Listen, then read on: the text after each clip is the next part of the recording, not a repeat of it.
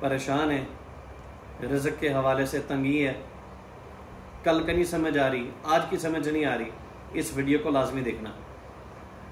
رمضان کا مہینہ ایک رحمت اور برکت کا مہینہ ہے، یہ اللہ تعالیٰ سے مانگنے کا مہینہ ہے، یہ اللہ تعالیٰ کے قریب ہونے کا مہینہ ہے، یہ عبادت کا مہینہ ہے۔ جو سلف زمانے ماضی کے جو علماء تھے وہ حدیث کو پڑھانا چھوڑ دیتے تھے، ایک مہینے کی چھٹی ہوتی تھی تاکہ وہ اللہ تعالیٰ کے قریب ہو جائیں عبادات میں۔ عبادات میں کون کون سے کام؟ جن میں سے اکثریت قرآن پاک کی تلاوت ہے۔ قرآن پاک کی تلاوت جب وہ کرتے تھے تو ان کا ایمان بڑھتا تھا، کیونکہ ان کو عربی کی سمجھ آتی تھی۔ اگر آپ صرف قرآن پاک کی تلاوت کریں اور آپ کو عربی نہیں آتی، قرآن پاک کا ترجمہ پڑھیں، تفسیر کے ساتھ پڑھیں، آپ کو روحانی طاقت اور سکون ملے گا، اطمینان ملے گا۔ یہ مہینہ ولاگز دیکھنے کا نہیں ہے۔ آج میں نے سوچا چلو ایک پیغام دوں، کیونکہ مجھے مختلف میسیجز آ رہے تھے کہ لوگ پوچھے شیخ صاحب بیمار ہیں، نظر نہیں آ رہے۔ میں نے کہا اللہ کے بندو، یہ مہینہ ولاگنگ کا نہیں ہے، یہ مہینہ گھومنے پھرنے کا نہیں، یہ مہینہ ایک دوسرے کو سپورٹ کرنے کا اور اللہ کے قریب ہونے کا مہینہ ہے۔ آپ کسی انسان سے کام مانگو، کوئی فیور مانگو، کوئی گاڑی کی چابی مانگ لو، پیسہ مانگ لو، ادھار مانگ لو، ایک دفعہ بڑا خوش ہو کر دے گا، یار میرے بھائی نے مجھ سے چیز مانگی ہے، یہ لو۔ دوسری دفعہ پریشان ہو جائے گا، اپنے دماغ میں حربے آزمائے گا، تیسری دفعہ آپ کو اگنور کرے گا۔ اللہ تعالیٰ کی ذات کے ساتھ معاملات برعکس، آپ اللہ سے نہیں مانگتے، اللہ آپ سے ناراض ہوتے ہیں۔ آپ اللہ تعالیٰ سے بار بار مانگتے ہو، اللہ تعالیٰ خوش ہوتے ہیں۔ اللہ تعالیٰ کے 99 سے زیادہ نام اور صفات ہیں، جن میں سے الرزاق، البسیط، بے شمار اللہ تعالیٰ کے نام، الرحیم، الرحمن، الوہاب، الغفار۔ اللہ تعالیٰ دینے والے ہیں، اللہ تعالیٰ معاف کرنے والے ہیں، اللہ تعالیٰ کی ذات بے نیاز ہے۔ آج اپنے آپ سے سوال پوچھیں کہ رمضان کے مہینے میں آج تیسرا یا چوتھا دن ہے، آپ نے کتنی قرآن پاک کی تلاوت کی ہے؟ آپ نے کتنے اذکار کیے ہیں؟ آپ کی زبان سے اللہ تعالیٰ کا ذکر کتنی دفعہ ہوا ہے؟ آپ نے کتنی نمازیں با جماعت پڑھی ہیں؟ آپ نے کتنی غیبتیں نہیں کی؟ آپ جھوٹ بولنے سے کتنے پرہیز کیا؟ آپ نے کسی کا مذاق اڑانے سے کتنا باز آئے؟ اگر آپ گناہوں میں لگے ہوئے ہیں اسی طرح اور نیکیوں میں بھی پیچھے، تو پھر اپنے آپ کو سحور یعنی فجر سے لے کر افطاری تک، مغرب تک بھوکا پیاسے رہنے کا کوئی فائدہ نہیں ہے۔ روزے کا مطلب ہے اپنے آپ کو جبر کر دینا، روک دینا۔ دل کر رہا ہے کھانا کھانے کو، آپ نہیں کھاتے، یار اللہ تعالیٰ کی ذات دیکھ رہے ہیں۔ پینے کو دل کر رہا ہے، زبان خشک ہو رہی ہے، آپ کہتے ہیں نہیں پینا، اللہ کی رضا کے لیے۔ تو اسی طرح میرے بھائیوں، گناہوں سے بچنا ہے۔ ہم دن میں لا شعوری میں اتنے گناہ کر جاتے ہیں، جھوٹ بول کے، غلط بیانی کر کے، دوسرے کا مذاق اڑا کے، دوسرے کو گالیاں دے کے۔ تو بھائی آپ کس نام کے مسلمان ہیں؟ یہ نیگیٹو کامنٹس بھی اسی میں شمار ہوتا ہے۔ باز آ جائیں، آپ قیامت والے دن یہ نیکیاں نہیں تقسیم کر پاؤ گے۔ آج جتنے لوگ ایک دوسرے کو برا بھلا کہہ رہے ہیں، سوچ سمجھ کر کریں، گالیاں بکریاں مذاق اڑا رہے ہیں، ایک دوسرے کو نیچا دکھا رہے ہیں۔ وجہ کیا ہوتی ہے؟ جیلسی، احساس کمتری، خود اپنی زندگی میں نکمے ہونا۔ کسی کو ترقی یافتہ پا کر ہم اس سے خوش نہیں ہوتے تو ہم اپنی بڑاس نکالتے ہیں۔ خدا را ان چیزوں سے باز آ جائیں، نہیں آؤ گے تو قیامت والے دن خود ہی پچھتاؤ گے۔ جو میرے بھائی پریشان ہیں، میرے کہنے پہ فجر کی اذان سے پہلے جو تہجد کا وقت ہوتا ہے، باوضو ہو کر دنیا کو اپنے دماغ سے نکال کر 2 رکعتیں نفل، 2 نفل پڑھیں۔ 2 نفل کے بعد اللہ تعالیٰ سے ہاتھ اٹھا کر دعا مانگے۔ سجدے کی حالت میں آپ دعا مانگ سکتے ہیں، اور اللہ سے جو مانگنا چاہتے ہو مانگو۔ اردو زبان میں مانگے۔ آپ نے دیکھو، اگر آپ کو عربی نہیں آتی تو اللہ تعالیٰ تو تمام زبانوں کو سمجھتے ہیں نا۔ اللہ سے مانگو، جتنا مانگو گے اتنا ہی آپ کو سکون ملے گا، کیونکہ آپ کو یقین ہونا چاہیے کہ جو آپ مانگ رہے ہیں اللہ تعالیٰ آپ کو دے گا۔ نمبر 2، اپنے والدین کے قریب ہو جائیں۔ جن کے والدین یا والدین میں سے کوئی ایک حیات ہے، ان کی خدمت کریں۔ ان کی دعائیں حاصل کریں، ان کے قریب ہو جائیں، چھوڑ دیں اپنے ان رول ماڈلز کو، ان انفلوئنسرز کو، یہ آپ کے کام نہیں آئیں گے، کام آپ کے والدین آئیں گے۔ نمبر 3، عبادات میں گھس جائیں، چھوڑ دیں سوشل میڈیا کو، چھوڑ دیں لوگوں کو لائک کرنا، کمنٹ کرنا، ویوز کرنا، ان چیزوں سے نکل آؤ، عبادات میں گھس جائیں۔ اسی کے ساتھ ساتھ سب سے اہم کام، حضرت محمد صلی اللہ علیہ وسلم کی سیرت کو پڑھیں۔ کچھ مختصر آپ کو بتاتا ہوں تاکہ آپ کو پتا ہو کہ ہمارا ایمان کس بنیاد پہ مضبوط ہونا چاہیے۔ ہم سب مسلمانوں کا اس بات پہ اتفاق ہے کہ حضرت محمد صلی اللہ علیہ وسلم رحمت للعالمین ہے۔ ذرا پڑھیں کہ وہ کب پیدا ہوئے تھے۔ وہ اس سال میں پیدا ہوئے جس سال میں اللہ تعالیٰ نے ابرہہ کے لشکر کو شکست دیا، جس کو عام الفیل کہا جاتا ہے۔ اللہ تعالیٰ نے خانہ کعبے کی حفاظت کی بغیر کسی ظاہری فوج کی، نہ وہاں پہ کوئی سپر سالار کھڑے۔ دشمن یمن سے ایتھیوپیا سے چل کر آئے، حبش سے چل کر آئے، اتنی محنت کی چل کر، سامان لادنے میں، ہاتھی لانے میں، فوج کا چلنے میں، خانہ کعبہ کے پاس کھڑے ہو کر اللہ نے ان کو شکست دی۔ اللہ تعالیٰ کو ہماری ضرورت نہیں ہے۔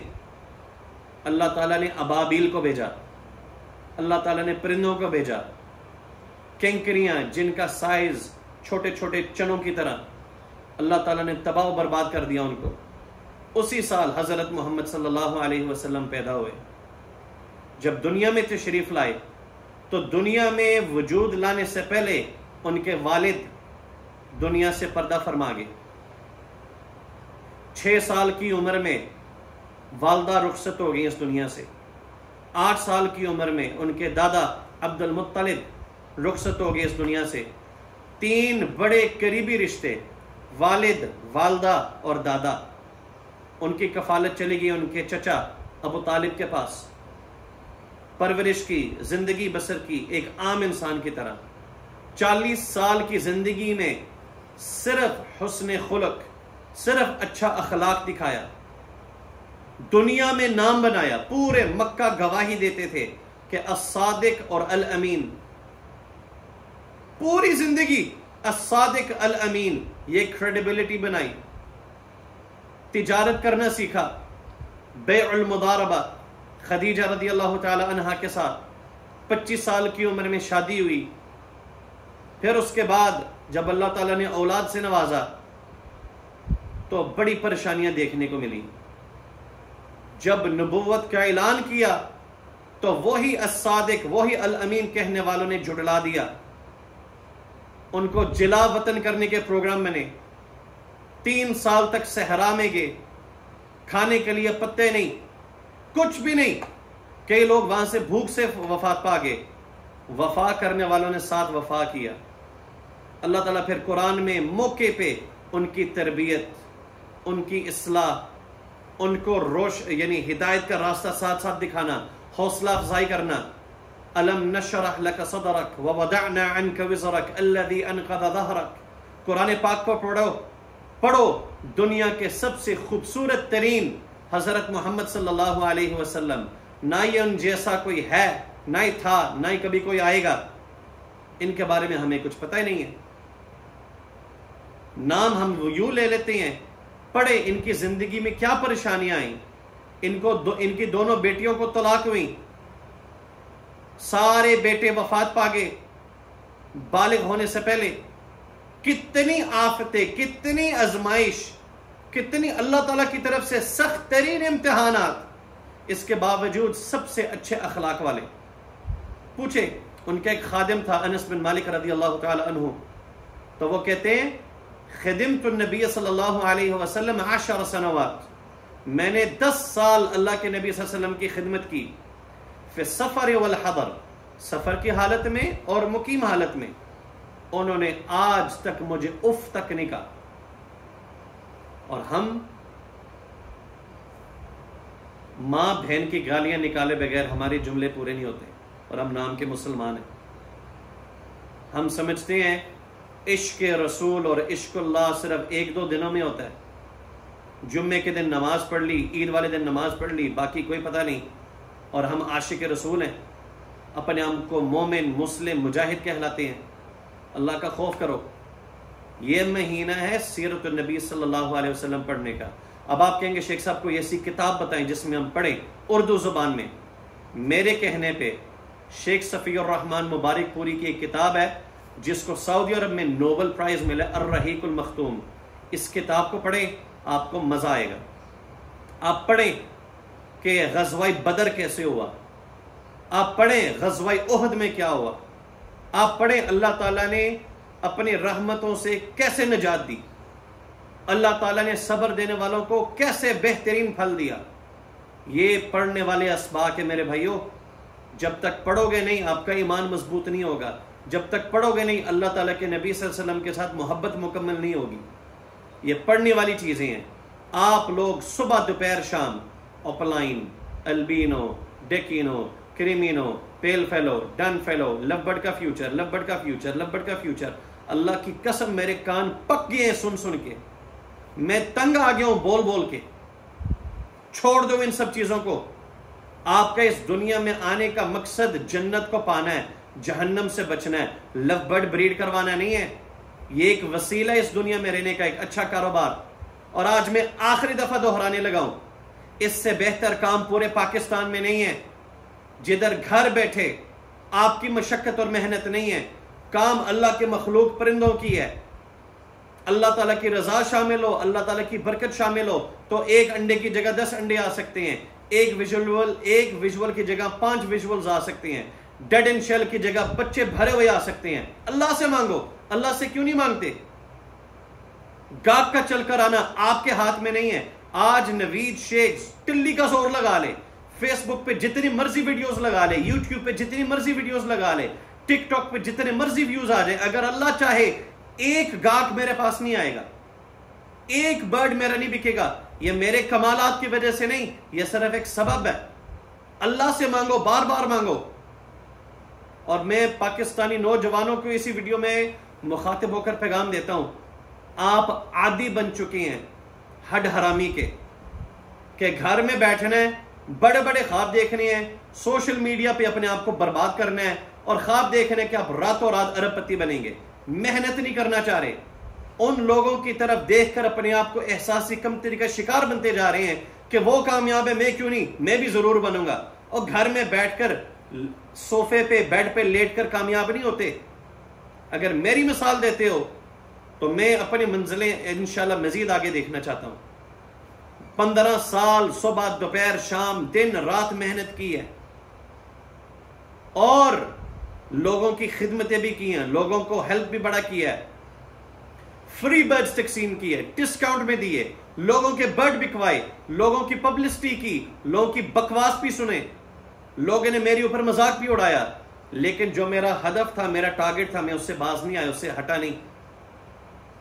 اگر حضرت محمد صلی اللہ علیہ وسلم جن کی کائنات میں جیسی کوئی مثال نہیں، جن میں کسی قسم کا نقص اور عیب نہیں، اگر دنیا نے ان کے بارے میں برا بھلا کہا تو ہم تو ان کی جوتی کے خاک کے برابر بھی نہیں ہیں.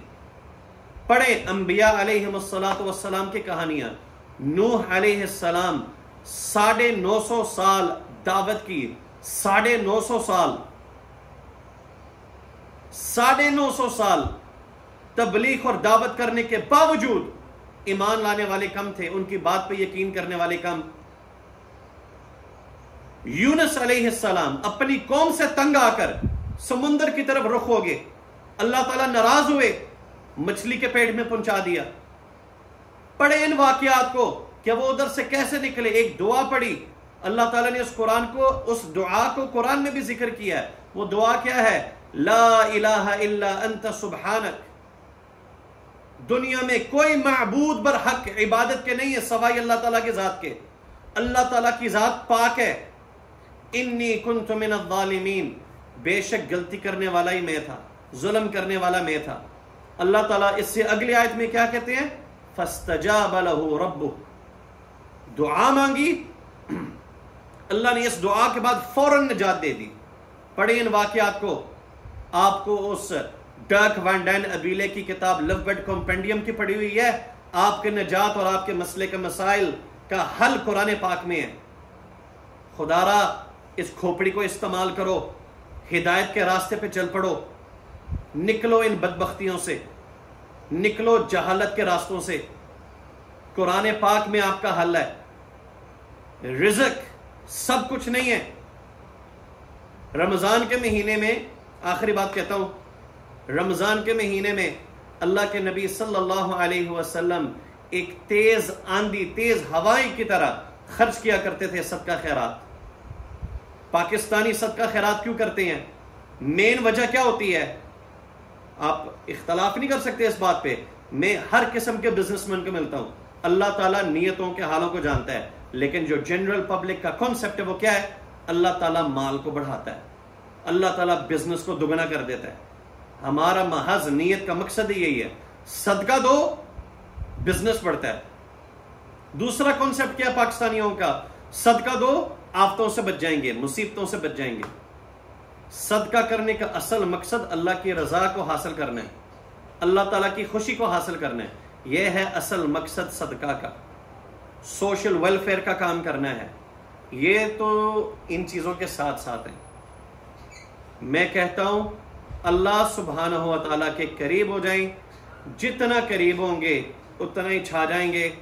معذرت آج کی ویڈیو تھوڑی لمبی تھی، اس میں کوئی ایڈیٹنگ نہیں تھی، کوئی اوورلیز وغیرہ نہیں لگائے، صرف یہ کہنا چاہ رہا ہوں حضرت محمد صلی اللہ علیہ وسلم کی سیرت کو پڑھیں، سمجھیں، آپ کا ایمان مضبوط ہوگا۔ آپ پھر کسی سے سوال نہیں کرو گے جب آپ کا یقین اللہ کی ذات پہ ہو، کیونکہ مشکل کشا، داتا اور مسئلے مسائل سے نجات دینے والا اللہ کی ذات، کوئی انسان نہیں ہے۔ علم الغیب اللہ کے پاس ہے، کسی انسان کے پاس نہیں۔ تو جو اللہ سے مانگتا ہے وہ کسی انسان سے نہیں مانگتا، اور جو اللہ کے سامنے جھک جائے اس کو دنیا کے سامنے جھکنے کی کبھی ضرورت نہیں پڑے گی۔